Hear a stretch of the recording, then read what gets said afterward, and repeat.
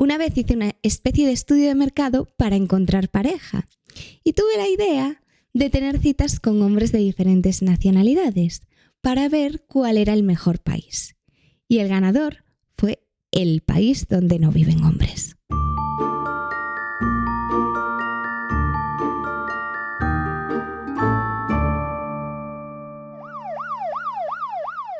Muy buenas, yo soy Yayo. Yo soy Coral. Y estáis escuchando Sofá, Manta y Crimen, el podcast que es un poco como cuando tu amiga te cuenta una historia que no tiene ningún tipo de sentido y tú lo sabes. Tú sabes que la mitad de la historia es inventada, pero a ti te da igual porque su versión es muchísimo más divertida que la real.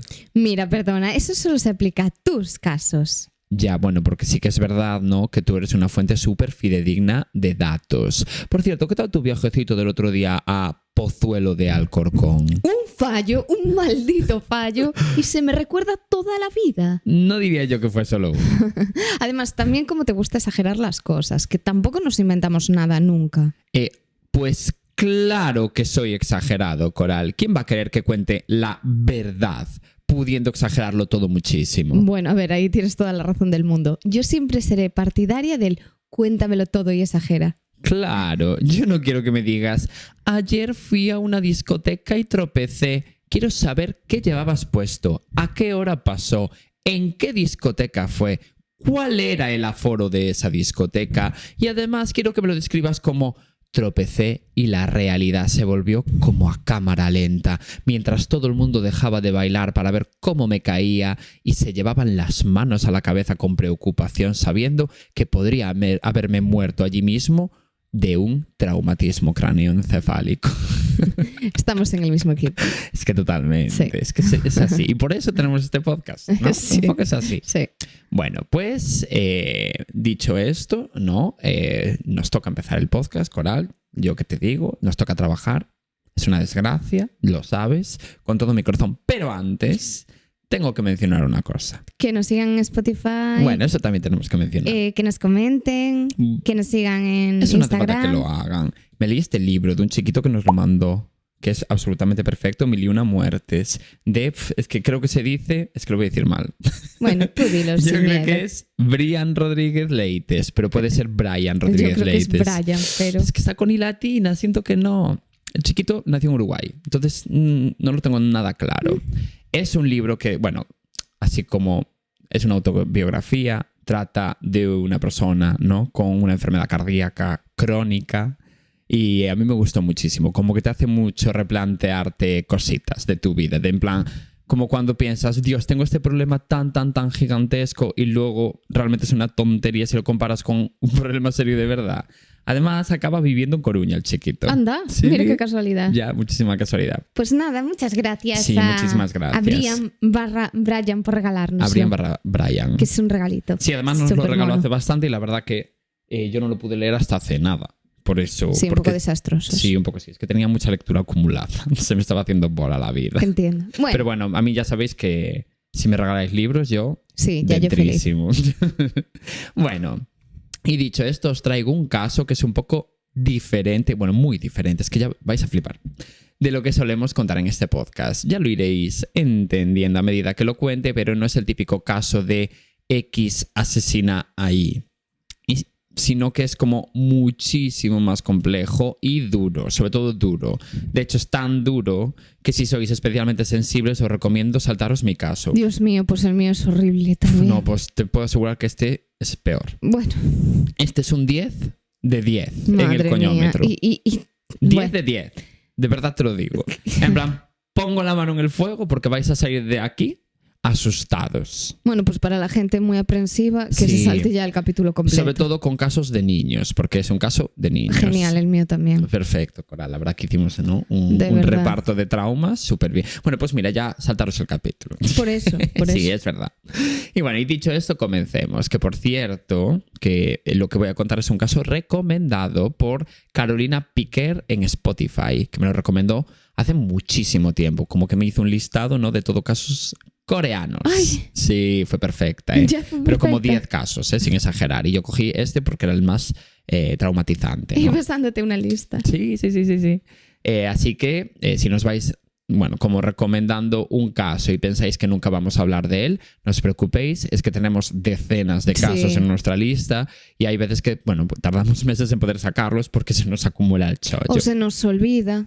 No, eso no ocurre. No, a mí sí. Eso solo le ocurre a Coral. Pero si es por Spotify y yo lo leo, yo lo guardo. Así que dejarnos las recomendaciones mejor en Spotify. Sí. Sí. Pero bueno, hoy ya os adelanto que no tenemos un protagonista claro en esta historia, así que empecemos directamente con un acontecimiento que lo cambió todo. Nos vamos al año 2005, al mes de junio más concretamente, a una noche aleatoria en la ciudad de Gwangju, en Corea del Sur, por ejemplo. Bueno, ¿no? puede ser que se diga así. Esa noche, un chiquito llamado Jun Yujin, me encanta, estaba en su piso tan tranquilo viendo en la tele su contenido de confianza, como yo que sé, por ejemplo, la serie Heated Rivalry o Más que Rivales en España, sobre dos pequeños homosexuales que juegan al hockey. Por ejemplo. Por ejemplo, eso no significa que te la estés viendo. No, para nada. Vale. No significa que incluso el día del show de Madrid, antes de ir al show, fuera a comprar el libro a Madrid explícitamente porque no quedaba ninguna copia en Coruña. Estás un poco enfermito. Bueno, este chiquito, Jun Yujin, acababa de llegar a casa después, pues eso, de volver de su momento de esclavitud remunerada diaria. Resulta que Jun Yujin era profesor en la escuela Gwangju Inhwa. Wow, coreano. Que es, pues bueno, una escuela que había allí en Gwangju. El caso es que esta escuela era una dedicada específicamente a niños con algún tipo de discapacidad. Por ejemplo, la mayoría de los alumnos, pero tipo como el 90%, o sea, era... El 90% de los alumnos tenían diferentes grados de sordera. Anda. Sí. Y este era pues un poco el motivo por el que Jun trabajaba para esta escuela, porque él mismo había nacido con un problema de audición, así que le encantaba la idea de poder ayudar a otros niños que, bueno, pues que eran igual que él, ¿no? Y poder darles clase desde la perspectiva de una persona que entendía de primera mano sus dificultades en la vida diaria. Vale, pues volviendo a esa noche en la que Jun claramente estaba viendo Más que Rivales en la tele, de repente alguien llamó a su teléfono fijo, porque claro, estamos hablando del año 2005, la gente aún tenía teléfono fijo y lo utilizaba, no lo tenían ahí de adorno porque lo regalan en la compañía. Ya. Claro, eso también es verdad. Sí. Porque todos tenemos. Sí. Ahora, ¿lo usamos? Eso ya es otro debate. Claro, Jun flipó un poco porque era de noche, ¿no? Y era bastante tarde cuando de repente le empezó a sonar el teléfono fijo. Entonces se quedó en plan, Dios, ¿quién podrá ser a estas horas? Así que Jun cogió el teléfono un poco como asustado, pensando que iba a ser Coral acosándola, por ejemplo. Ay, es que me encantan las llamadas de teléfono. Ya no, te encantan. Eso es así, ¿no? Para mi desgracia, te encantan. Y tú odias las llamadas. Odio las llamadas. Odio el contacto social en general, ¿no? Sí. Digamos. Entonces, pues bueno, se fijó en que de fondo se escucha a una mujer como sollozando y como si estuviera dudando si hablar o no. Jun pregunta quién es la mujer y entonces la mujer le dice, hola, ¿es el profesor Jun? A lo que Jun obviamente le dice que sí. Vale. Y entonces la mujer misteriosa le dice, una amiga de mi hija fue violada. Ojo, Al profesor. Al profesor. Vale. Jun se da cuenta entonces de que está hablando con la madre de una de sus alumnas y que le está diciendo básicamente que otra alumna fue violada. Así que claro, obviamente se le cayó todo el coño. Entonces la mujer le dice susurrando como para que nadie la escuchara, ¿qué deberíamos de hacer, profesor? Y Jun en ese momento se quedó bastante en shock, la verdad, y no supo bien cómo reaccionar a esto y le dijo, bueno, pues ya intento yo mirar mañana cómo hacemos, no sé qué tal. Y bueno, la cosa se quedó un poco como así. Sí, a ver, también entiendo que no sabes qué contestar. Claro. No sabes ni de quién te está hablando. Exacto.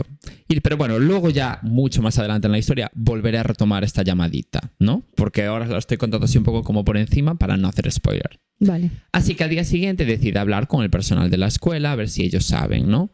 A ver si, bueno, si saben algo de esta violación o le pueden aconsejar de alguna forma, si algún otro profesor se vio en una situación similar. Y en la primera persona que pensó es en la enfermera de la escuela.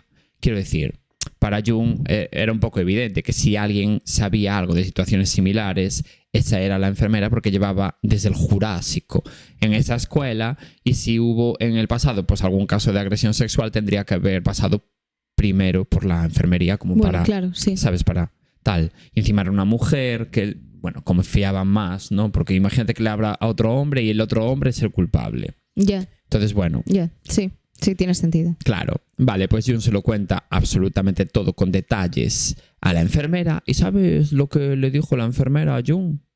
Le dijo, olvídalo. Y siguió haciendo lo que estaba haciendo, Olvídalo. ¿no? Olvídalo. Como siguió haciendo lo que estaba haciendo como si nada. Ni siquiera se inmutó. Qué Le dio raro. absolutamente igual. Qué raro. Bueno, pues Jun obviamente se quedó flipando, igual que está flipando Coral, te quiere decir, y porque pensaba que si a alguien le iba a importar esta info sería precisamente a la enfermera. Hombre, sí. Claro, pero nada, a ella le comía todo el coño, ¿no? Lo que Jun le estaba contando. Era como si Jun le estuviera comiendo un poquito de oreja, incluso. Genial. Sí, sí. Así que nada, como la enfermera pasó de su cara, Jun fue a hablar con otros profesores y compañeros en general de la escuela a ver si alguien podría echarle una mano con este drama. Bueno, muy bien. No, muy Siguió, bien. no lo olvidó. No, Jun es un perfecto, ya lo veréis. Vale. Genial. Y fue uno por uno contándoles toda la historia de la llamada por teléfono y tal. Y uno por uno todos le fueron contestando exactamente lo mismo que la enfermera. Olvídalo, no te involucres, déjalo estar. Todo contestaciones de ese rollo. Que algo sabían. Algo querían saber, pero Jun se negaba a que las cosas se quedaran de esa forma. Encima no te están dando ni siquiera explicaciones de por qué lo tienes que olvidar, porque a lo mejor Justo. fue algo que pasó en el pasado y está solucionado, lo que sea. Claro, no. Pues no. Así que, bueno, como ningún compañero la ayudaba, decidió ir a hablar directamente con el director de la escuela. Acordaros de esto, del director Vale. de la escuela, que era como la máxima autoridad, obviamente, ¿no? Y pues él tendría que hacer algo con la info de la violación. A ver, sí, haces bien Debería. hablarlo con el director. Claro. Bueno, pues la contestación del director fue la siguiente. Cállate. No le dijo ninguna sola palabra. E hizo como un gestito así con la mano, como indicándole que saliera de su despacho. En plan, cállate. ¿Y tú crees que si eso pasa y le mandas callar, él va a decir, vale, sí, entonces me callo? Tienes toda la razón. Es que no, te das la vuelta y te piras. No tiene ¿no? sentido. Bueno, Dale una explicación. si todo el mundo decía eso, igual es porque hasta ahora les había funcionado. No, claro. También te digo, ¿no? Pero dale una explicación para que se calle, si quieres que se calle. Es que, bueno, en fin, a mí me parece como un escándalo, ¿no? Sí. Vale, pues ahora que ya estáis con el coño por los suelos, evidentemente, Sí. antes de continuar con la historia, voy a daros como un poquito de contexto, y cuando digo un poquito digo un muchito, ¿no? Sobre la escuela, porque si no, no vais a entender absolutamente nada. Vale. La escuela Gwangju Inghua, es que, wow, fue fundada en el año 1961 en la ciudad, pues eso, de Gwangju. El propósito desde su fundación era crear un centro especializado como en la educación a personas con algún tipo de sordera o discapacidad en general, pero sobre todo en sordera. Era la única escuela de este tipo que había en muchísimos kilómetros a la redonda, así que fue un poco como un salvavidas para todas las familias que tenían hijos con alguna discapacidad, porque por fin tendrían una escuela en donde sabrían, bueno, pues cómo enseñarles a sus hijos de una forma adaptada a sus necesidades. Además, la escuela recibía también el apoyo de las instituciones de Corea del Sur, obviamente. Pero el problema es que esta escuela no era todo lo increíble que sobre el papel parecía, ¿no? O sea, me explico. La escuela fue fundada por una familia muy poderosa de Corea del Sur, la familia Kim, que me encanta porque el apellido es igual que el de Kim Jong-un, Kim Jong-il y todos los de Corea del Norte. Kim Possible. Kim Possible también eran primos, incluso se podría decir, ¿no? Esta familia era multimillonaria y tenían muchísimos contactos dentro del gobierno de Corea del Sur, de forma que conseguían muy fácilmente ayudas por parte del gobierno y, bueno, y dinero así en general para financiar la escuela. Vale. Era como si fuera una empresa familiar que aprovechaba un poquito los contactos de la familia para favorecer a la escuela. Y bueno, dices, oye, ni tan mal será para favorecer a la escuela. Veremos. No estaba sonando a eso, la verdad. Veremos. Bueno, dentro de la escuela había una especie de organigrama en donde la mayoría de los cargos eran de la propia familia Kim. Por ejemplo, el padre de la familia era el presidente Kim de la escuela. El hijo mayor era el director Kim, que es el director del que os hablé antes. Y el hijo menor era el subdirector Kim. Todos eran Kim, ¿no? Que Vale. no sé cómo no se liaban un poquito entre ellos, ¿no? A la hora de llamarse, porque todos se llamaban por el apellido y solo se diferencian por el cargo en vez de por el nombre.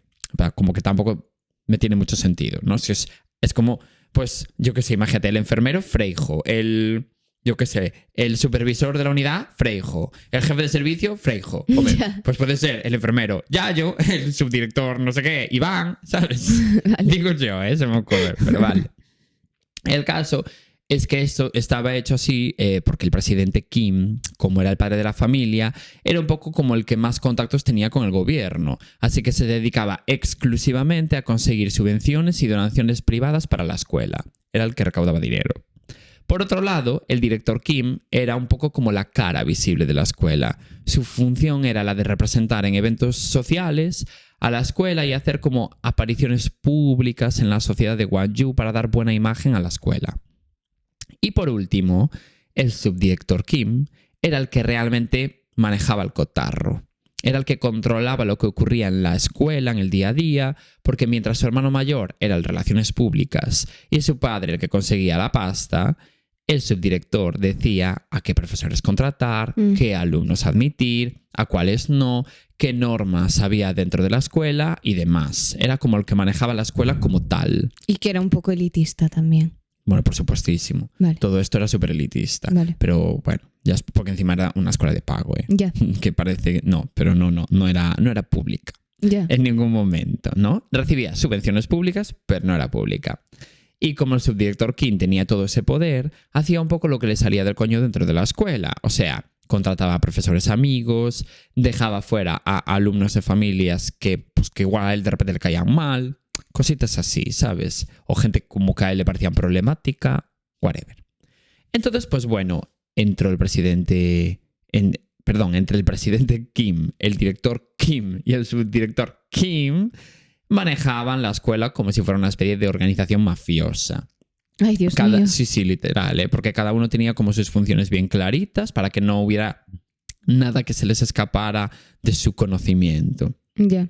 Y como ya estáis viendo que esta escuela era un poco turbia, ya así de inicio, sin que os haya contado nada aún, imagino que no os sorprenderéis si os digo que en realidad desde el principio todo estaba pensado por parte de la familia Kim como una manera de hacer negocio con los alumnos con discapacidad de la escuela. Como que ellos sabían que teniendo este tipo de alumnado sería fácil conseguir financiación pública del gobierno y también privada de gente que quería donar pues dinero a la escuela como ayuda y tal, ¿no? Y con todo ese dinero ellos quedarse una pequeña porción, ¿no? Esa pequeña porción igual era el 80% del dinero que recibían, ¿no? Así de tontería. Para sus cositas, ¿no?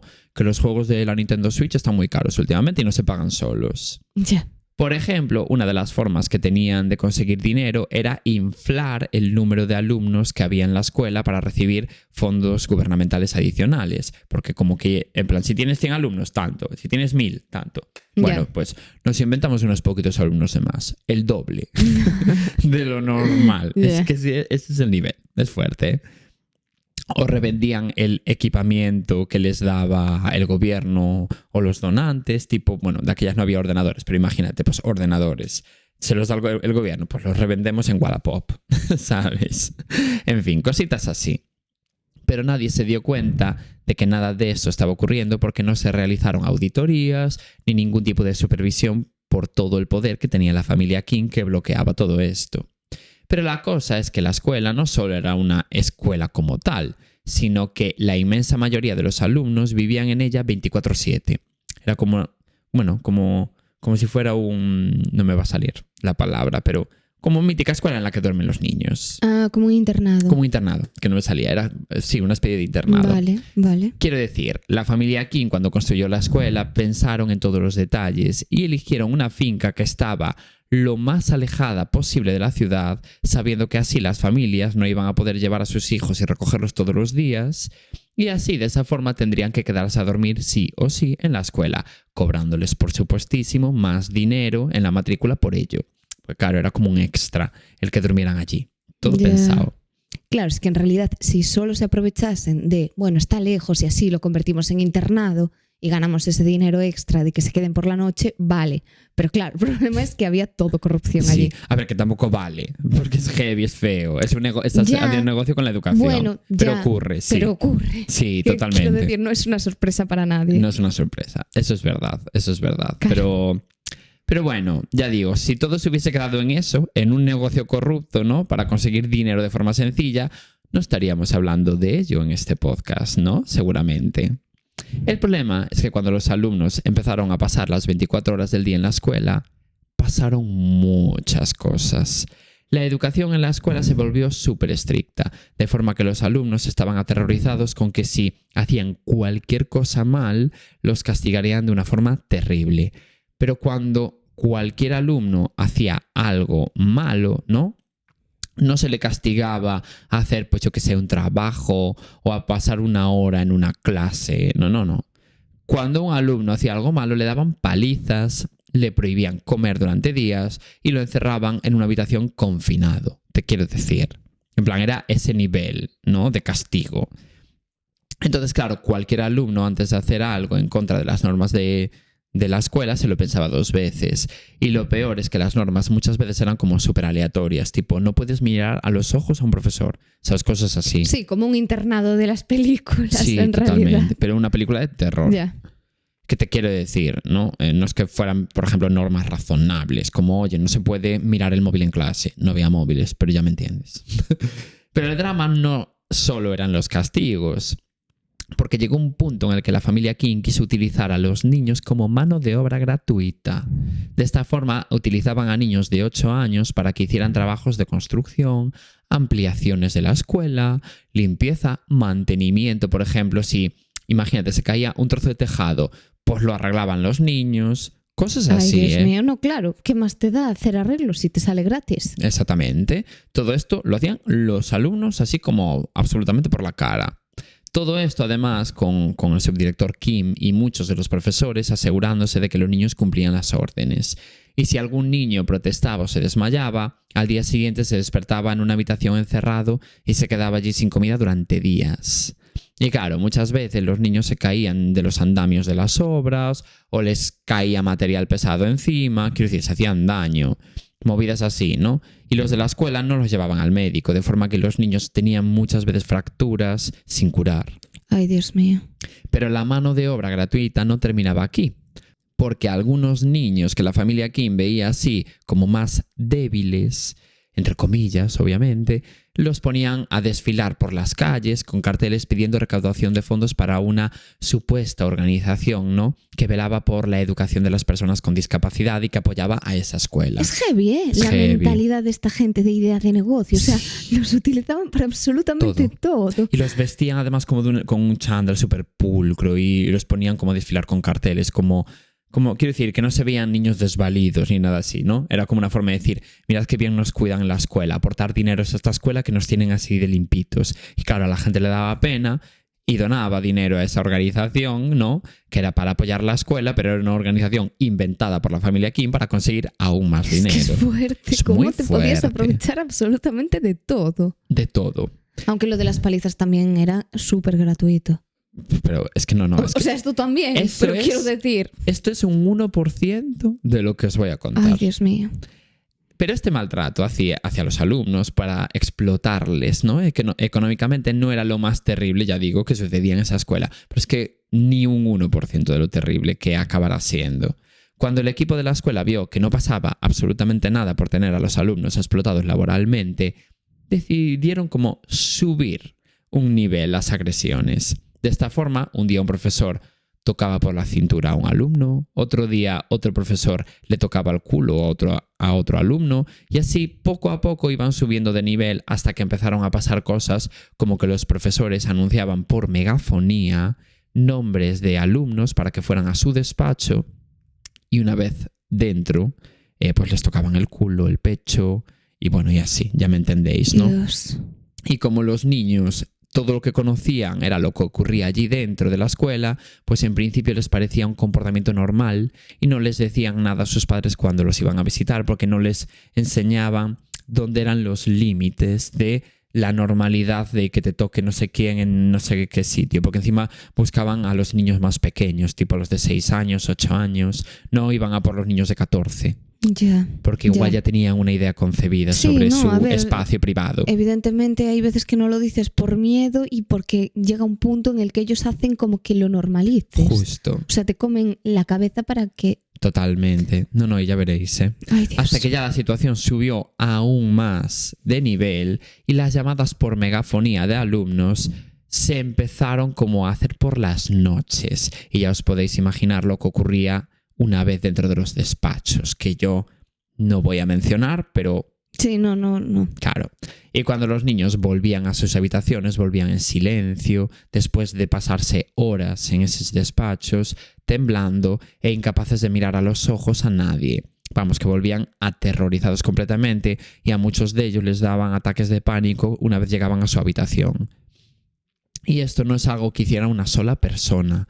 No, estamos hablando de que todo el equipo de la escuela participaba de una forma u otra, sea por acción o por omisión.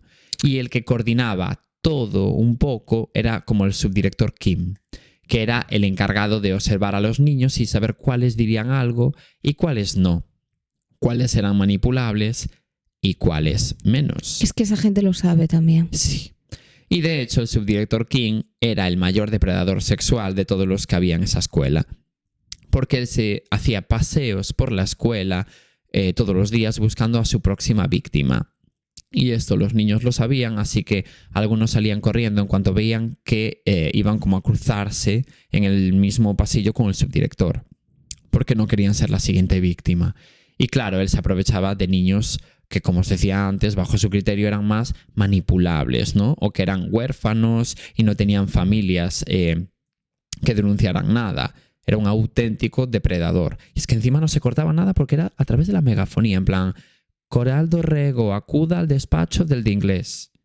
Es fuerte, ¿eh? Es fuertísimo. Porque todo el mundo cuando sonaba la megafonía sabía lo que pasaba, porque eran igual a las 10 de la noche. Yeah.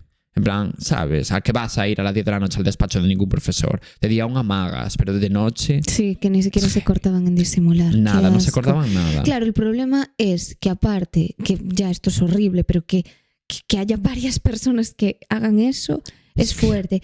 Pero es que aparte ya no es solo la gente que lo hace, sino quien lo sabe y no hace absolutamente nada. Pues por no perder su trabajo y por lo que sea. Pero es y por más cositas, ¿no? Que ya veréis. Pero es heavy, es heavy. Es que va increciendo eso. Sí, totalmente. Y bueno, no os podéis ni imaginar el ejercicio de censura que hice yo aquí para ahorraros sufrimiento. No, ya. O sea, si me pongo a contar detalles de lo... Porque hay testimonios de niños, de todo esto que estoy diciendo, que contaban lo que les hacían dentro. No, yo te lo agradezco. Y dije, Dios, esto no, es que no. No. Y bueno... todo esto lo sabían, pues ya digo, en todo el equipo del colegio y nadie hizo absolutamente nada. Y eso en el mejor de los casos, porque en el peor se unían a los abusos. De hecho, muchos de los profesores... Que eso es lo triste. Claro. El bueno ahí es el que no dice nada. Justo. ¿Qué dices tú? ¿En qué momento te prefieres un trabajo de mierda a aguantar la presión simplemente mental que tiene que ser? Es que es muy fuerte. Saber eso y no decir nada. No, ya veréis, ¿eh? De hecho, muchos de los profesores tenían libretas con listas de alumnos favoritos y eran favoritos porque igual tenían determinada cosa que a ellos les llamaba la atención, en plan, esta niña es muy guapa, este niño es muy manipulable, este niño, pues bueno, tiene pinta de que no va a decir nada, este niño es muy tímido, nunca va a comentarle nada a sus compañeros. A ese tipo de favoritismos me refiero, no a este chaval se sabe muy bien la lección de matemáticas. Es muy, muy, muy fuerte. Algunos de los niños y niñas eran abusados dentro del despacho del subdirector o de algún otro profesor durante más de 15 horas. Hay un testimonio en concreto de una niña contando lo que le hicieron durante esas 15 horas, que es a lo que yo me refería con que prefería omitir. Pero Dios mío. A ver, os podéis hacer una idea, yo creo que si me pasase no sería capaz de decirlo, y porque incluso por vergüenza contarlo o que no te crean, pero ya solo el hecho de contar... Es que es muy fuerte. Que no te sale. No, porque encima estamos hablando de niños muy pequeños. Claro, tú no sabes si eso está bien, está mal, te dicen que no lo cuentes. A ver, pero ellos volvían aterrorizados. De hecho, esta niña en concreto, después de esas 15 horas, la mandaron a clase como si nada. quiero decir, ya por la mañana, ¿no? Y entonces ella fue aún con la ropa del día anterior toda despeinada, no sé qué, por, claro, todo lo que le habían hecho, y se sentó en su silla y se desmayó, según Dios. se sentó. Y claro, el profesor que estaba en esa clase no hizo absolutamente nada. Llamó a la enfermera para que se llevara a la niña y siguió la clase como si nada. Es que es muy fuerte, ¿eh? También ellos a lo mejor sabían a quién contrataban. Bueno, no, claro, es que a eso iba al principio cuando conté que el subdirector elegía qué trabajadores entraban en esa escuela.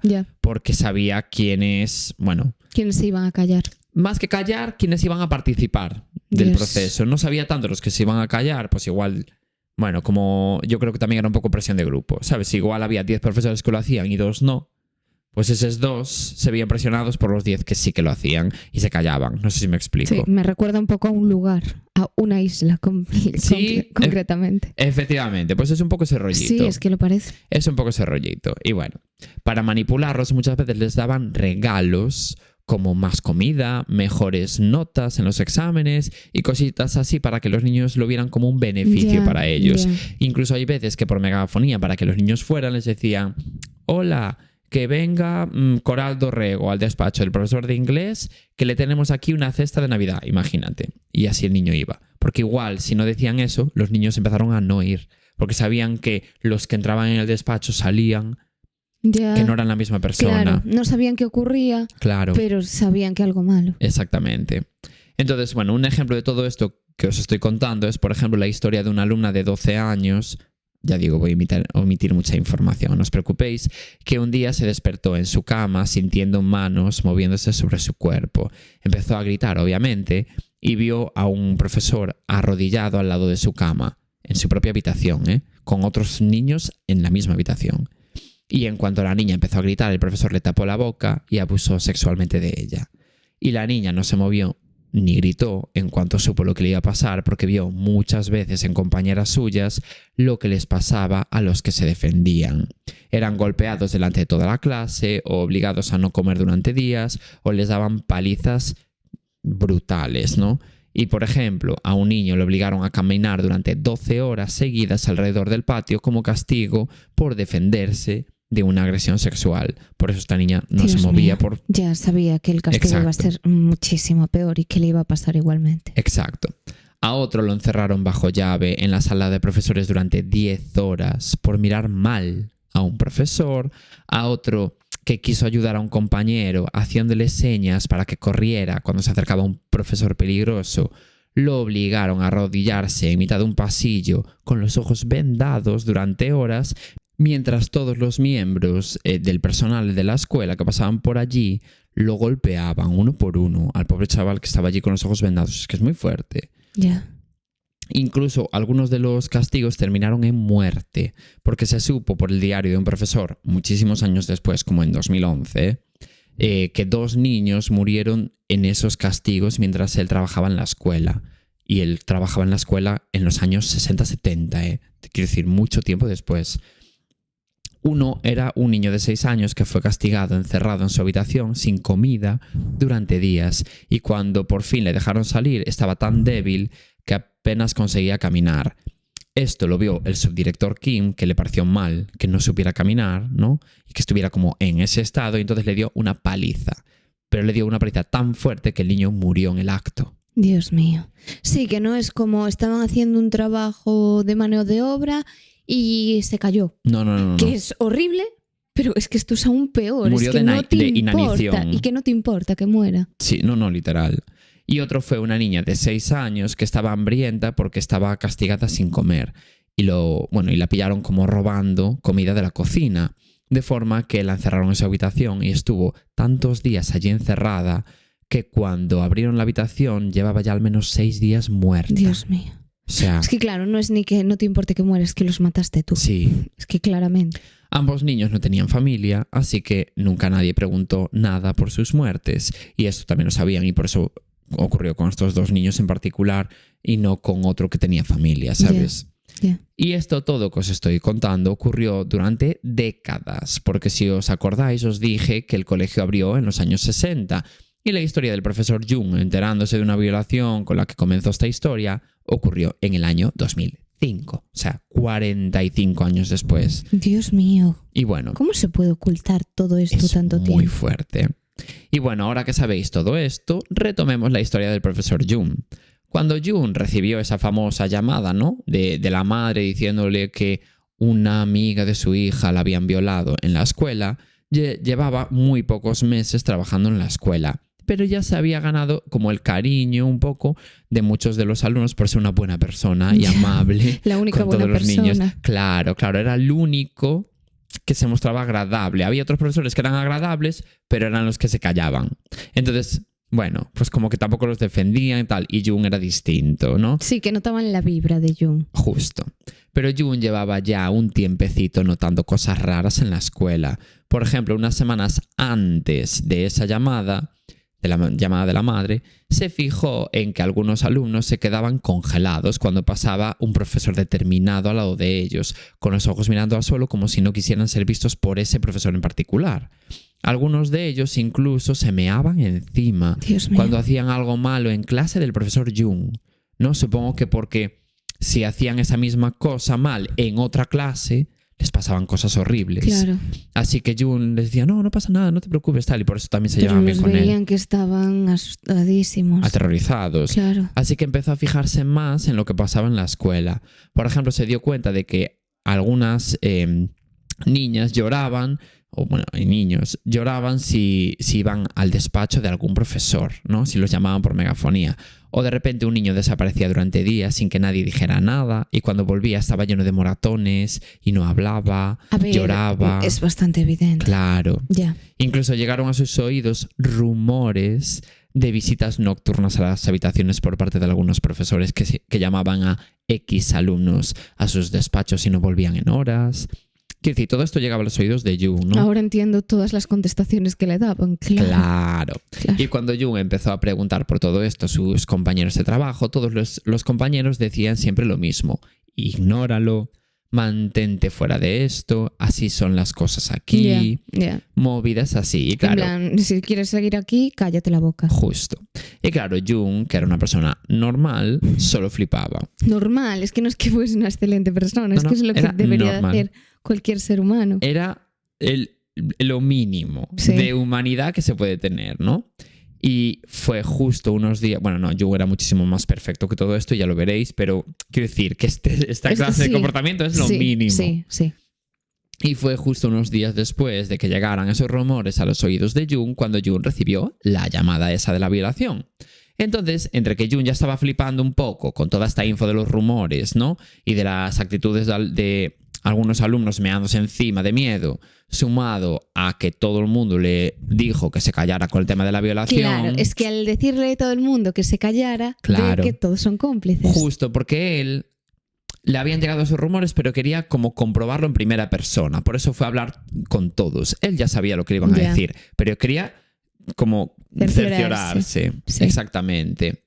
Así que nada, como encima todos como que no le dieron ningún tipo de importancia, pues Jung unió cabos y pensó que allí estaba pasando algo horrible y que vinculaba no a una persona, sino a muchas que se cubrían un poco entre sí. En la llamada esa, por cierto, no os di toda la información antes, como ya os dije, porque aún no teníais contexto. Pero ahora que lo tenéis, ¿no? Lo que realmente le dijo a Jung, la mujer, ¿no? Esta por teléfono, fue que a su hija le habían contado algo horrible, que es que una de sus mejores amigas en la escuela era llevada todas las noches, noche tras noche, a la oficina del subdirector, y una vez dentro la violaban no solo el subdirector, sino también algunos profesores de la escuela. O sea, no le dijo, han violado a una. No, le explicó esta historia toda. De ahí que Jung no fuera a hablar con el subdirector de aquellas y os dije, acordaros que fue el director.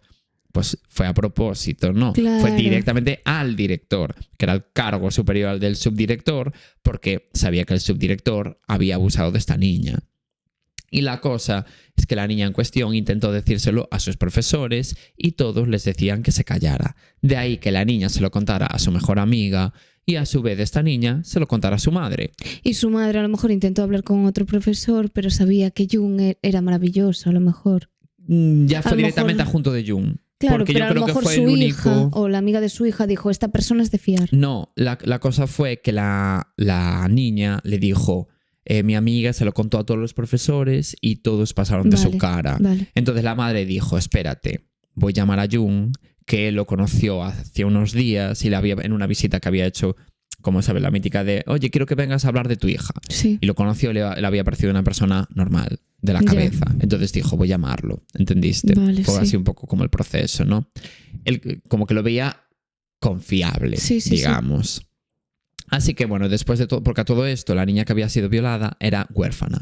Por eso... se aprovechaban de ella. Justo, y tuvieron la mala suerte de que ella se lo contó a su amiga, que eso no solía ocurrir. Así que bueno, después de todo eso, Jung se pasó varios días investigando por su cuenta de forma discreta, preguntándole a los alumnos si sabían lo que pasaba en los despachos de los profesores. Y todos los alumnos se negaban a hablar o miraban al suelo aterrorizados en cuanto se mencionaba cualquiera de esta información.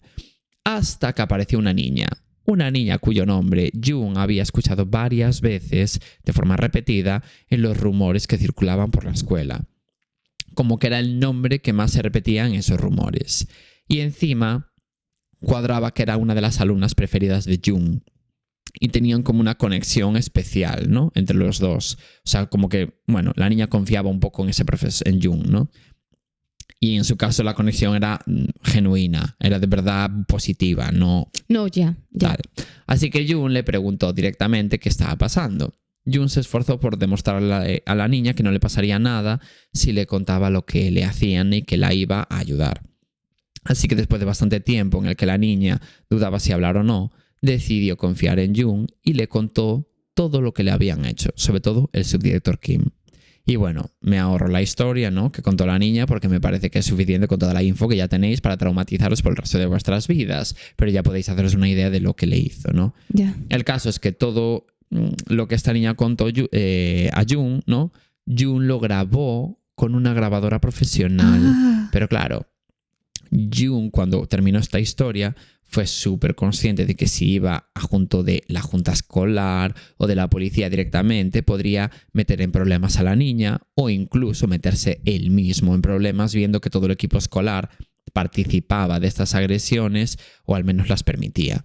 Así que Jung llevó la cinta directamente a un centro especializado en casos de violencia sexual y ellos fueron los encargados de hacer un informe como muy detallado y con las pruebas de la grabación para así ir a la policía con todo bien atado. Ya, mucho mejor. Claro, para que la escuela no pudiera modificar ningún hecho. Pero en la policía, pues bueno, como que le notificaron a la escuela que estaban siendo investigados. Y de alguna forma descubrieron quién fue la niña que había hablado. Porque esa niña era como el objetivo del director de las últimas semanas, así que solo podía haber sido ella la que había hablado, ¿sabes? Bajo su criterio, ¿eh? Y efectivamente no se equivocaban. Yeah. Porque en realidad pudo haber sido una niña a la que habían violado hacía meses. Sí, pero como que ya les cuadró que justo estaban yendo a por ella. Exacto, y encima la niña pues igual estaba como más esquiva, yo qué sé. Sí. Así que una noche la llamaron a la cafetería y una vez allí el subdirector y varios profesores la rodearon y la amenazaron con matarla si no cambiaba sus declaraciones. Y esto después de violarla entre todos. Ay, Dios mío. Y de hecho, como que la entrenaron y la emborracharon para que repitiera la frase: no fui violada, el profesor Jung me obligó a mentir, para que así se la dijera a la policía cuando vinieran a investigar. Ya, a ver, pensé que la iban a matar, pero no. Es horrible. Después grabaron un vídeo con la niña diciendo esa misma frase y se la mandaron a la policía. Y como en ese momento el caso se complicó, ¿no? Porque ya había que investigar quién tenía la razón, si Jung o la escuela, pues decidieron dejar el caso un poco como paralizado. No entiendo, o sea, tú tienes esa prueba y no coges y sacas a la niña inmediatamente de allí. No, pero es que esto de la niña ocurrió tipo al día siguiente. Ya. ¿Sabes? Pero sí, tendrían que haber entrado ya ese mismo día. Llega la información, claro, a lo mejor no le había llegado la información a la policía. Sí, claro. La escuela se enteró porque la policía se lo notificó. Pues en el segundo que la policía lo sabe, eso es problema de la policía. Por supuesto. No, es que me parece como una negligencia tremenda. Y te llega esta info y recibes el vídeo de la niña diciendo un vídeo como si estuviera secuestrada, ¿sabes? No en persona. Ya. No me han violado, no sé qué. Y dices, bueno, vale, pues como tenemos dos versiones contradictorias entre sí, vamos a paralizar el caso, no vamos a investigar nada. No, bueno, eso ya. Es que es una sinvergonzonería. Sí. Mientras tanto, la escuela sigue funcionando con total normalidad y Jung, por supuesto, fue despedido por difamar a la escuela. Ya, a ver. Y bueno, no solo fue despedido, tuvo repercusiones. Repercusiones, quiero decir, nivel Jung perdió su carrera directamente, porque, bueno, fue también difamado él, ¿no? Así que él tomó la decisión de perseguir la verdad hasta las últimas consecuencias porque ya no tenía nada que perder. Y de esa forma empezó a investigar todo lo que pudo por su cuenta y habló con los medios de comunicación para que le dieran como voz a su historia. Pero ninguno quiso hacerlo. Dios. Hasta que en noviembre del año 2005, PD Note, que era un programa de periodismo de investigación, tipo como aquí en España, equipo de investigación, ¿sabes? Vale. Pues expuso todo el caso de la escuela y sus abusos. Como que Jung consiguió que este programa por fin, que alguien hiciera algo, ¿no? Lo hizo muy bien. Sí. Y no solo hablaron de los abusos, sino de cómo la policía no hizo nada, la grabación de la niña que recogió Jung, que la pusieron, las represalias que tuvo Jung por contar todo y demás. Y ahí la sociedad coreana, cuando se enteró de todo lo que estaba pasando en esa escuela, hicieron tantísima presión que la policía por fin hizo cosas. ¡Qué bien! Y detuvieron a 6 profesores, entre ellos el director y el subdirector Kim. Todos fueron acusados de abusar sexualmente de alumnos. Pero el problema es que el juicio fue un circo absoluto, porque los alumnos que se atrevieron a testificar en el juicio eran sordos, claro, evidentemente, y no les habían puesto intérpretes de signos ni nadie para ayudar a que se explicaran correctamente, más que explicaran correctamente, a que se les entendiera por parte de la gente que no hablaba el lenguaje de signos, Hombre, ¿no? claro. De forma que sus testimonios no fueron casi utilizados en el juicio, o como mínimo se perdían muchísimos detalles que daban los niños al testificar y eran detalles súper importantes como para discernir entre asesinato, violación y no abuso sexual, ese tipo de cosas, ¿no? Legales que cosas. Bueno. Ya. Así que además encima se cuadraba que de aquellas, cuando este juicio se llevó a cabo, el Estado no podía perseguir este tipo de casos. No es como aquí en España, por ejemplo, que tú imagínate que eres una persona que eres víctima de violencia de género. No tienes tú como víctima por qué denunciar, ni nadie tiene por qué denunciar por ti, porque el propio Estado, si lo descubre, tiene la obligación de investigarlo, ¿no? Y la fiscalía puede llevar esto a un juicio. Pues en Corea del Sur, hoy por hoy también es así, pero de aquellas no lo era. Entonces los familiares eran los encargados de denunciar todo lo que pasaba en la escuela. Y claro, muchos de estos niños no tenían familia. No tenía a nadie que persiguiera estos casos. Entonces, bueno, ya digo, como que el juicio fue un absoluto escándalo, ¿no? Hombre, a ver, es que no ponerle ni intérprete. Claro. Así que los profesores recibieron penas mínimas de cárcel. Por ejemplo, el director fue condenado a 2 años y medio de cárcel y no fue a la cárcel. Porque, claro, eran 2 años y medio, se lo conmutaron como por trabajos para no sé qué, ¿no? Y ninguno de los acusados, incluido el subdirector, llegaron a pisar la cárcel. Todos tenían penas de 2 añitos, 1 año y medio, cosas así, ¿no? Sí, cosas ridículas. Claro. Y esto quedó un poco así hasta que en el año 2011 salió una película llamada Silenced, que lo cambió todo. Porque en esta película se contaba toda la historia sobre este caso, ya que la directora se había quedado como muy indignada, ¿no?, con todo lo que se había descubierto en el año 2005. Y la película hizo que la sociedad civil presionara tanto que el gobierno, literalmente el gobierno, ordenó reabrir el caso y esta vez pusieron ellos todos los medios necesarios para que el juicio fuera justo. Pero el problema es que en el año 2010 había prescrito la posibilidad de que las víctimas recibieran una compensación económica por todo lo que les había pasado. Dios mío. Y encima muchos de los agresores, como por ejemplo el director de la escuela, ya habían muerto. Pensad que esto empezó en el año 1960 y habían pasado 50 y pico años. Dios, ya. Pero a pesar de que algunos de estos agresores estuvieran muertos, otros muchos aún estaban con vida y sí que vieron sus penas aumentadas, y como mínimo lo mejor que pudo conseguirse es que en ese mismo año, en el año en el que se emitió la película, en 2011, la escuela cerró para siempre. Pero bueno, esto es por agarrarte a algo, porque realmente es que las penas que se vieron aumentadas fueron de los pocos profesores que por omisión no habían hecho algo. Pero realmente los agresores todos o estaban muertos, o ya no estaban ni en Corea, o bueno, en fin. O se les aumentó la pena a medio año, imagínate, porque no había pruebas de no sé qué cosa. porque algunos niños también se negaron a hablar, pasaron cosas en Dios ese mío. juicio, pero el caso es que poco se hizo, Es sinceramente. que me parece tan terrible que la policía no hiciese nada. Es muy fuerte. Es que Y es muy encima, fuerte. El profesor, jolín, una vez que vas a la policía tampoco sabes qué más hacer. No, Si la claro. policía te da la espalda... No, y fue lo suficientemente listo como para saber que, por ejemplo, la familia King tenía muchos hilos en el gobierno y deducir, pues igual también los tiene en la policía.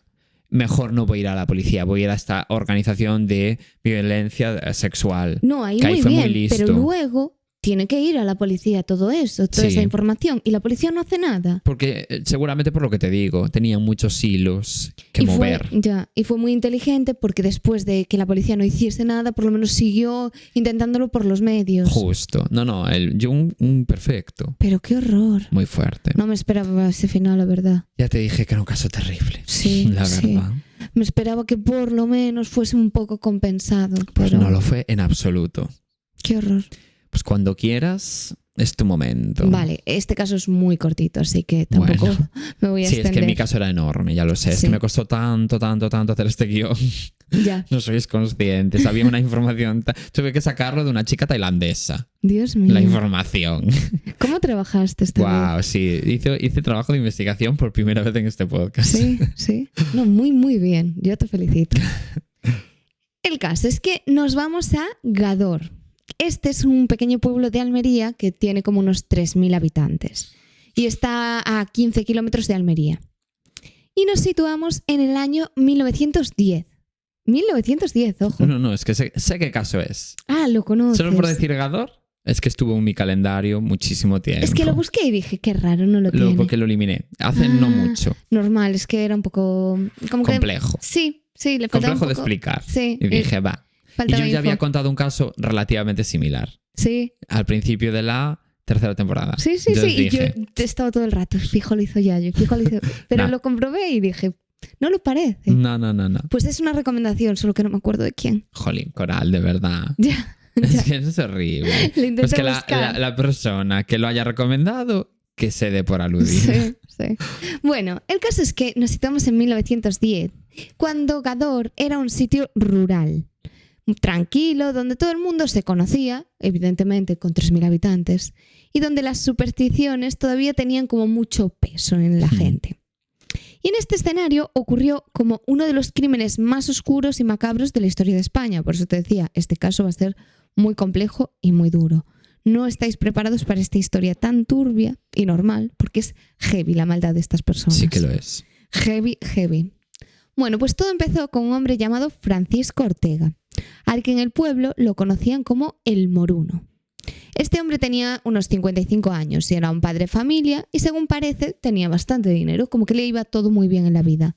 No nos sentimos identificados. No, pero tenía un problema más grave que el que podemos tener nosotros en cualquier momento. Vale. O sea, el más grave de nuestros problemas no se acerca a su problema. Exacto. Vale. Todo le iba bien, pero el problema era que estaba enfermo de tuberculosis. Sí que es verdad, ¿no? Que nosotros tuberculosis no tenemos. No, y además esta es como una enfermedad, bueno, tú sabrás más del tema. A ver, es que hoy en día Que- no es tan grave, claro. pero Y que casi no existe. casi no no hay existe. muchos casos. Al menos en España. Vale, perfecto. Bueno, pues eso, hoy en día esta enfermedad tiene tratamiento, pero en aquella época era prácticamente una sentencia de muerte. Y claro, había mucha gente que la padecía. La gente moría lentamente, tosiendo sangre durante meses o años. Y claro, Francisco Ortega sabía esto. Y claro, que encima iba a ser una muerte muy dolorosa. Entonces sabía que tenía muchas papeletas para acabar así. Pero no quería. Él se negaba a morir. Sabía que tenía dinero y iba a hacer lo que fuese por evitarlo. Entonces, bueno, ya partías de la ventaja de que teniendo dinero siempre puedes acceder a mejores tratamientos. Sí, Pero entiendo que en ese momento, por mucho que pudieses pagar el tratamiento, exactamente. Los ricos también mueren. eso es. Bueno, pues así empezó Francisco Ortega a hacer lo que muchas personas desesperadas hacían en aquella época: buscar remedios fuera del mundo de la medicina. Buscar curanderos, remedios milagrosos, pócimas, cualquier cosa que pudiese salvarle la vida a esta O persona. sea, se volvió un poquito Piper de Embrujadas. Sí, Vale. justo. Esta gente en realidad en el 1910 creían en ello y además como que tampoco veía él otra salida. Y como tenía dinero, ya digo, podía pagarlo. O sea, cualquier opción para él era mejor que la muerte. Entonces empezó a buscar... Yo no opino igual. Empezó a buscar e indagar por curanderos. No sé si existían las páginas amarillas. Entiendo que no. Seguro que no había ni teléfono. Ya. Y así fue como llegó hasta una curandera bastante conocida en la zona. No, en esa época no había teléfonos. Bueno, yo no lo afirmaría tan abiertamente. No. Igual no lo había de forma masiva, pero no, yo no afirmaría... A lo mejor ya se había inventado, pero no lo tenía la gente, que es a lo que me refiero. Yo creo que no, claro. Vale, pues esta curandera con la que contactó se llamaba Agustina Rodríguez. Como mi madre. Ya. Agustina Clara. Sí. Que Coral, siempre que te manda un correo, desde su propio correo te pone Agustina Clara te ha mandado un correo. Ya. Y ella dirá, bueno, no, tuve 20 años para cambiarlo. ¿Para qué? ¿Para qué cambiarlo? Mejor dejarlo así. Pero no fui capaz. Bueno, el caso es que esta era una mujer que tenía una gran fama por preparar remedios, brebajes y supuestas curas para curar cualquier tipo de enfermedad. Cualquier enfermedad que tú tuvieses, ella te preparaba su pocimita, Ajá. Tú te la bebías y ya está. Perfecto, sí. La verdad. Una enfermedad terminal. Pues igual, pocimita claro. y curado. Sí, total. Bueno, pues el caso es que todo el mundo decía que funcionaba de verdad. Como que dio con una curandera que era muy buena. O que tenía muy buen branding. Eso también. Sí, pero bueno, como que era la mejor opción de todas las que él había encontrado. Así que Francisco decidió ir a verla y explicarle pues, la situación en la que se encontraba, que necesitaba curarse cuanto antes. Le contó que estaba enfermo, que no se quería morir bajo ningún concepto y que estaba dispuesto a hacer lo que fuera necesario para sobrevivir. Esto, claro, aquí está lo turbio. Miedo. A todo. Le quedaba poco tiempo, pero si ella lo ayudaba, seguiría pudiendo ver crecer a sus hijos, que era lo único que le importaba. Esto, ya digo, era una persona normal, solo que estaba desesperado por no morir. Ya. Pero Agustina le dijo como que ella no era capaz de curarle su enfermedad, pero que sí que era verdad que le podía recomendar a alguien que podía ayudarle mejor con todo esto, porque como era algo como que necesitaba mucha cosa, no era me tomo esta bebida y ya.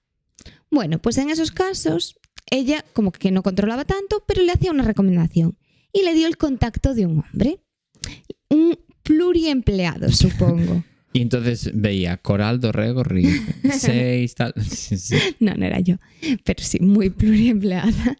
Eres todo empleada. Todos los trabajos del mundo, a mí. Todos. Bueno, el caso es que este hombre era también barbero. Que flipo. Barbero y en tus ratos libres curandero. Pues por supuesto. Bueno, pues como tú, Coral.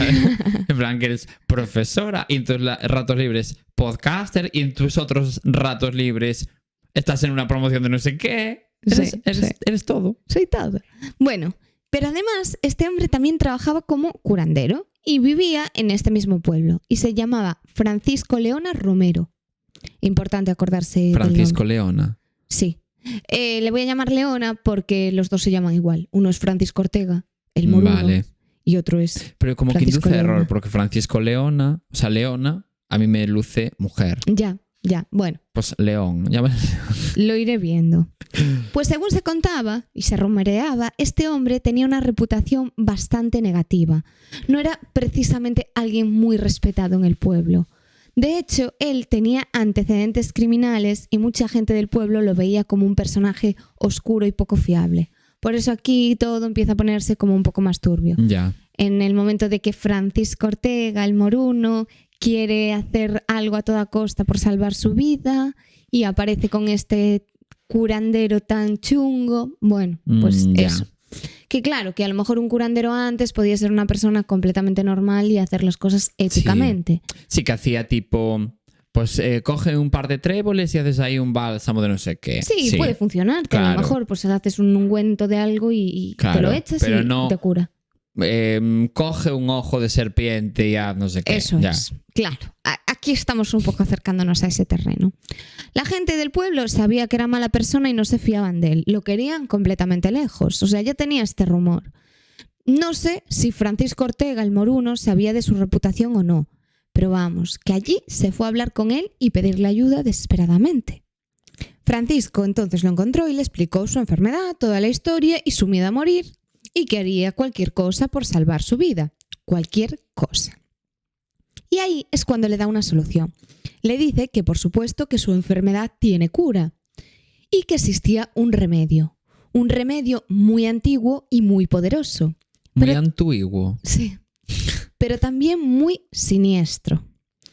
Que como lo que tenía realmente era muy grave, pues también la cura tenía mucha dificultad de conseguir, que no podía ser tan fácil curarse de algo así. No, claro. De toda la vida de Dios. Tiene sentido. Para salvarte de la muerte tienes que hacer cosas súper heavy. No, en plan, tienes que conseguir una hortensia. No. Claro, pues, tú imagínate. Claro. Francisco le dijo que no le importaba, que haría lo que fuese. Y Leona le explicó la cura. Y cuidado con esto si sois muy aprensivos, porque voy a contarlo intentando ser rápida. Yo creo que ya no queda aquí nadie que sea aprensivo, después de todo el caso que yo conté. Ya, y menos mal que no diste detalles, pero aquí es turbio, es que es muy duro. Bueno, pues la cura consistía en beber sangre del cuerpo de un niño y además aplicarse en el pecho grasa del cuerpo de ese niño todavía caliente. Dios. Ya, no quería decirlo, pero en fin. Es como parte de la historia. Es que lo de la grasa, guau. Es muchísimo peor. Es que, claro, para que se entienda esta historia. Ya, no, obvio. Bueno, pues para que el curandero Leona pudiese ayudarle, también le tendría que dar mucho dinero a cambio, obviamente. No se lo iba a hacer gratis. Hombre, sí. Concretamente le pidió 3.000 reales, que era muchísimo dinero para la época. He buscado y más o menos sería en poder adquisitivo actual, porque claro, hay que comparar, como 20.000, 30.000 euros. Caray. Sí, es una cantidad bastante alta y a lo mejor no todo el mundo en ese momento podía pagar sin ayuda de Bankinter, tu banco de confianza. Sí, seguramente. Esto no está patrocinado por Bankinter. No está. Pero podría. Podría. O no, porque seguramente nunca aceptaríamos un patrocinio de un banco. Ay, pero me gusta mucho ese banco. Ya te encanta ese banco. Bueno, el caso. Que Ortega, o sea, Francisco Ortega, tenía el dinero. Esto no era un problema para él, como ya sabemos, ni tampoco parecía serlo el hecho de tener que matar a un niño para curarse. Así que aceptó. Que aquí es lo que me parece heavy, porque, ya digo, era una persona normal, pero claro, desesperado y tan desesperado que le daba igual hacer lo que fuese por conseguir vivir. El problema era evidente. Para llevar a cabo esta cura necesitaban a un niño. Y el curandero dijo que él se haría cargo del trabajo sucio. Para este terrible plan tenía una idea. Le iba a pedir ayuda a Julio Hernández. ¿Quién era esta persona? Este era un joven de 27 años al que en el pueblo lo llamaban el tonto. Es que también los motes de los pueblos. Sí. El tonto, el morito. No, ¿cómo dijiste que le llamaban? El morón. El moruno. El moruno. Y seguro que es porque lucía moro. O sea, bajo su criterio. No lo sé. Que es heavy eso. El tonto, no sé qué. Sí. Bueno, el caso es que le llamaban así porque tenía cierta discapacidad mental. Es terrible, pero ya sabemos cómo es a veces la gente cruel. Sí. Y este chico, Julio, además, vais a reconocer quién era porque era el hijo de la propia Agustina, la curandera a la que habían acudido en un principio Francisco y que le había recomendado a Francisco Leona. O sea, todo quedaba en casa. Dios mío. Claro, a ver, ella no era tonta, entonces como que sabía que su hijo podía hacer chanchullos con él y ganar dinero. Entonces el curandero, Leona, habló con Julio y este aceptó el macabro plan. Entre los dos iban a buscar a un niño para que fuese sacrificado. Así que se pusieron en marcha. Claro, si tu caso te parecía duro, imagínate este. Bueno, pues mientras tanto, en un pueblo cercano que se llamaba Rioja, vivía una familia humilde pero feliz. Tenían varios hijos y entre ellos un niño de 7 años llamado Bernardo González Parra. El pueblo Rioja no es la comunidad autónoma La Rioja, ¿no? No. Entiendo que era el pueblo de al lado. Yo también. Sí, pero por si acaso. No, yo entiendo que hay un pueblo que se llama Rioja. Yo también. Pero no espero. Lo sé. He de decir que lo pensé. Dije, ¿será Rioja? No. Y ahora la gente en los comentarios. Rioja no es un pueblo, es una comunidad autónoma igual que Galicia. Sois unos sinvergüenza. Eso ya. Pero puede haber un pueblo que se llame Rioja. Sí, claro. Sí, aunque es raro. Es raro. A lo mejor es un pueblo de La Rioja. Bueno, No sabemos. Que la gente nos lo ponga en comentarios, que fijo lo saben, ¿eh? Ya. A ver, estaba ya al lado, entonces... Sí, es un pueblo que se llama Rioja. Yo Vale. quiero pensar. Yo también quiero pensarlo. Vale, lo he buscado. Tiene 1.600 habitantes, sí que existe. Sí. Claro, a ver, no coincidía por proximidad, ¿no? No. Estaba ya al lado. Bueno, el caso es que estaba este niño allí, que era pues un niño que como muchos otros niños vivía en el campo en aquella época. Claro. Entonces Bernardo pasaba las tardes jugando por los alrededores del pueblo con todos sus hermanos. De Rioja. Exacto. Y ese 28 de junio de 1910 parecía un día completamente normal para Bernardo. Después de comer, el niño salió a jugar con sus hermanos por allí por el campo. Y en un momento dado decidió alejarse un poco para recoger higos de un árbol que estaba algo apartado. Y ese, por desgracia, fue el último momento en el que la familia de Bernardo lo vio con vida. Ay, Dios. Sí, porque Julio y Leona lo vieron y pensaron que sería su víctima perfecta. Julio fue el encargado de acercarse al niño y entretenerlo un rato, y mientras estos estaban charlando, Francisco Leona apareció por detrás y lo atacó. Y para llevárselo, los dos lo metieron dentro de un saco, y así empezó todo. Entonces se lo llevaron, y con el niño dentro del saco, fueron hasta un cortijo alejado de un lugar, de ese lugar, que era en Aroz. Y lo del saco es importante. Sí, es importante, luego sabremos por qué. Y era un sitio que Agustina ya tenía preparado. Y claro, esta mujer ya tenía todo pensado porque también estaba compinchada con ellos. Claro. Por eso ella le encargó el trabajo a Francisco Leona. Ya. Ella sabía todo y estaba de acuerdo. Y esa misma tarde, Bernardo González Parra, de 7 años, fue secuestrado. Y mientras tanto, un hermano de Julio Hernández, llamado José, fue a avisar a su cliente. O sea, toda la familia de Julio, Agustina y este tal José estaban implicados en todo esto. Y fue a avisar a Francisco Ortega, que era el tío este que había pagado tanto dinero. Ya. Bueno, pues le dijo que todo estaba listo y allí comenzó el ritual. Sacaron al niño del saco, todavía confuso, sin entender lo que le esperaba. Lo sujetaron entre varios. Entonces Agustina levantó el brazo derecho del pequeño y Francisco Leona le clavó una navaja en la axila para abrir una herida. Y la sangre empezó a salir, la recogieron en un recipiente y Francisco Ortega bebió esa sangre mezclada con azúcar. O Dios. sea, es durísimo este caso. Por eso te decía que el tuyo es terrible, pero es que este incluso es más explícito. Entonces, Sí, a ver, sí. claro, los dos son terribles, pero aquí sabes Drama. detalles, claro. Y la pesadilla del niño todavía no había acabado, porque después de eso lo vendaron y lo volvieron a meter dentro del saco. Y más tarde lo llevaron hasta un lugar conocido como Las Pocicas, en el Barranco del Pilar. Y allí ocurrió lo peor, porque entre varios lo mataron con una piedra y Francisco Leona le dio con una roca. Y después abrieron el cuerpo, le extrajeron la grasa y el epiplón del abdomen, que estuve buscando, pero bueno, no es muy relevante esto. Y no vamos a aclarar nada ni a pararnos aquí. Vale. Entonces, nada, la grasa la utilizaron para preparar una especie de cataplasma que debía colocarse sobre el pecho de Francisco Ortega, como una segunda parte de este tratamiento contra la tuberculosis. Y cuando acabaron con todo aquello, escondieron el cadáver en una abertura que había como en el terreno, como que había una zona, Como una grieta. como una especie de grieta, y ahí pudieron meter el cuerpo. Y lo cubrieron con piedras y hierbas. O sea, ni siquiera se molestaron en enterrarlo porque pensaban que ahí nunca lo iban a encontrar realmente, porque estaba bastante oculto. Pero claro, ocurrió algo inesperado. Llegó el momento de repartir el dinero que Francisco Ortega había pagado por todo esta terrorífica situación, sí. Que no sé, bueno, en fin. Y aquí fue cuando llegó la avaricia, porque Leona intentó estafar a Julio Hernández. Claro, le llamaban el tonto y él dijo, mira, pues puedo aprovecharme.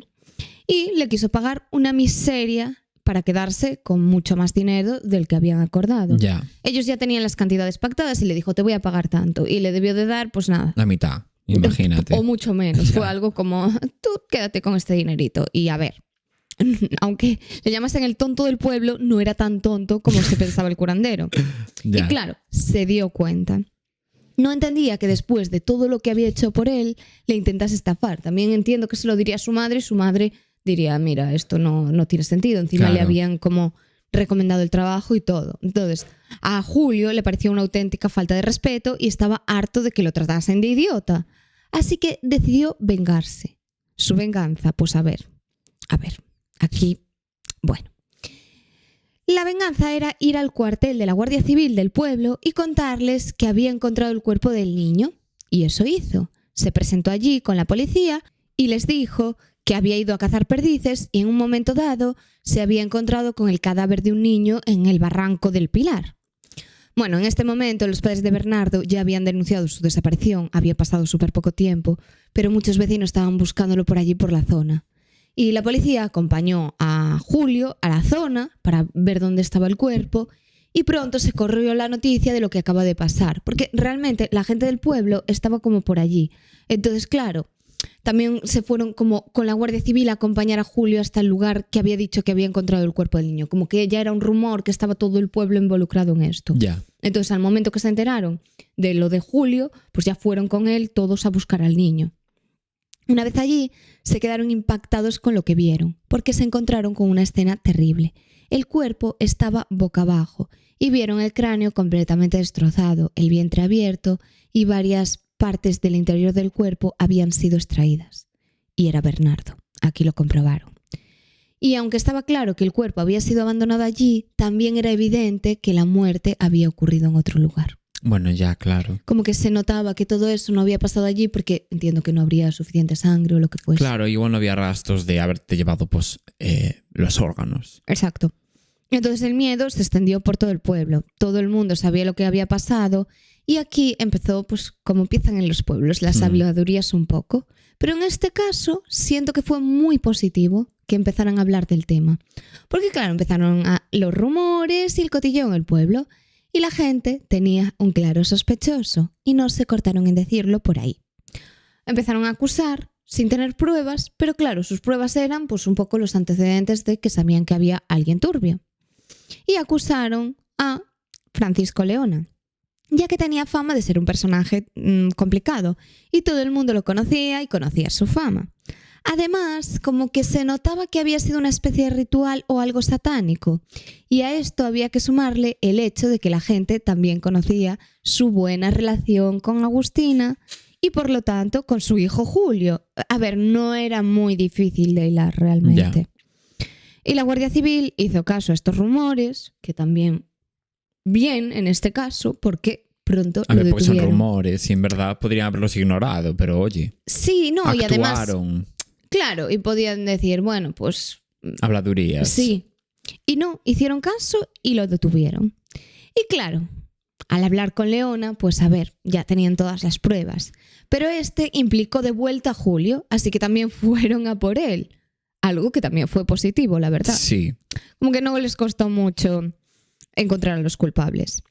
Y durante los interrogatorios, cada uno intentaba culpar al otro. Pero después de un montón de contradicciones, a los dos no les quedó más remedio que acabar confesando lo que había pasado.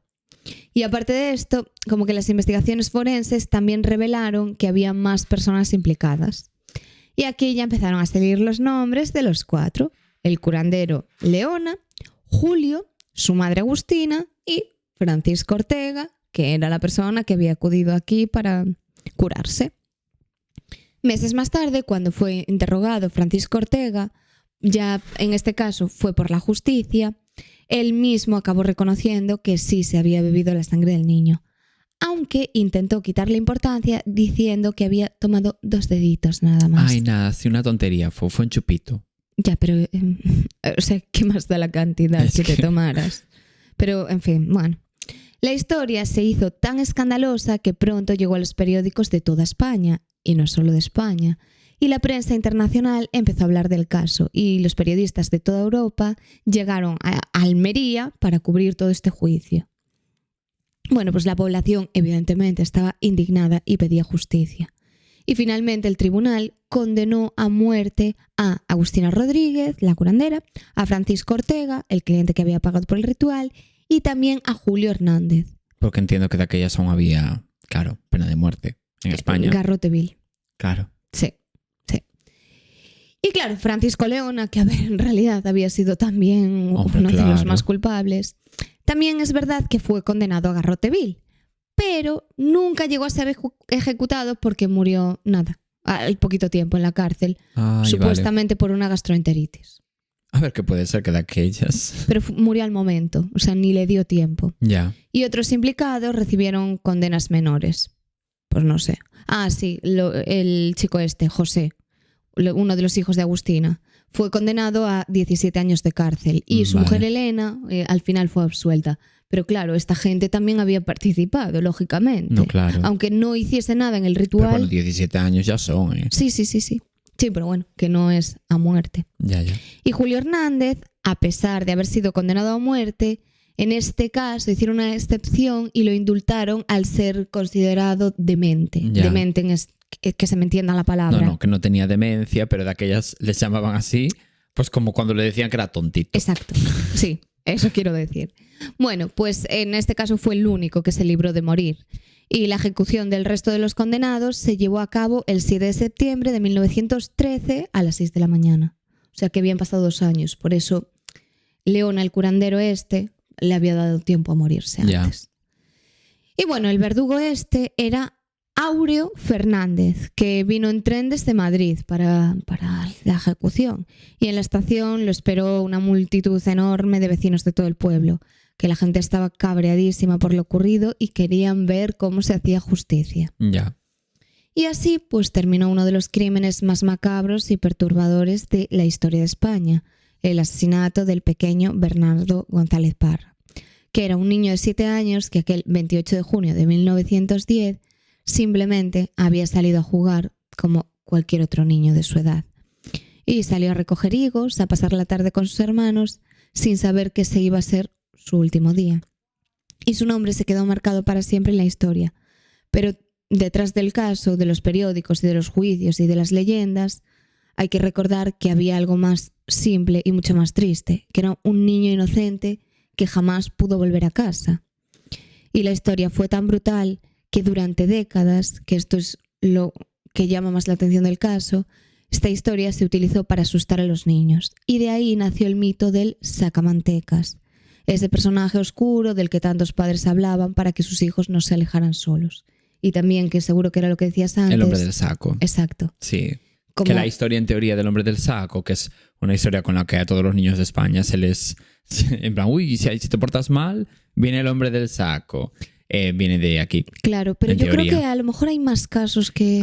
Es que, bueno, sí. Como que hay varios casos que se dice que pueden, bueno, salir de la historia del hombre del saco, pero uno de ellos es este. Exacto, sí, justo.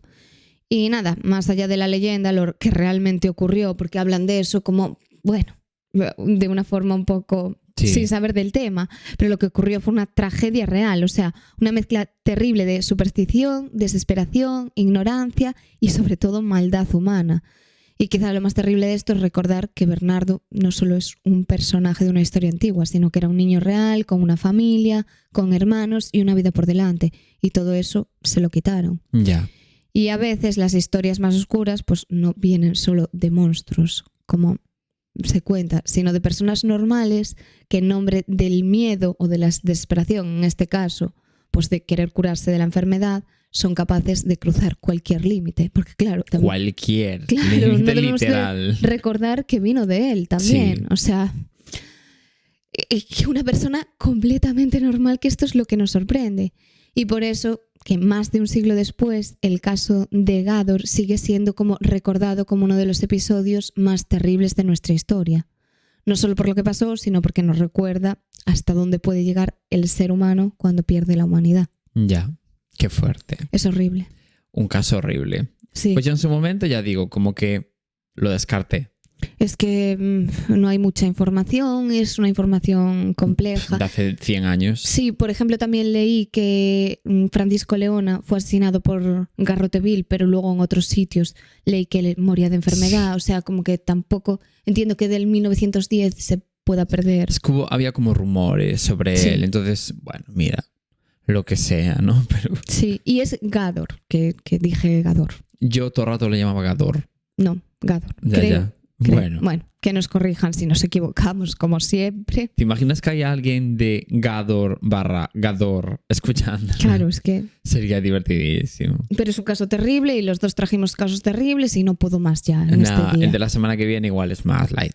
Es que claro, queremos amenizar un lunes contando historias terribles y no se puede. Sí, no se puede. Es que también es verdad que no se puede. Bueno, y nada, hasta aquí el caso de hoy. Y nada, hasta la semana que viene. Hasta la semana que viene. Chao. Chao.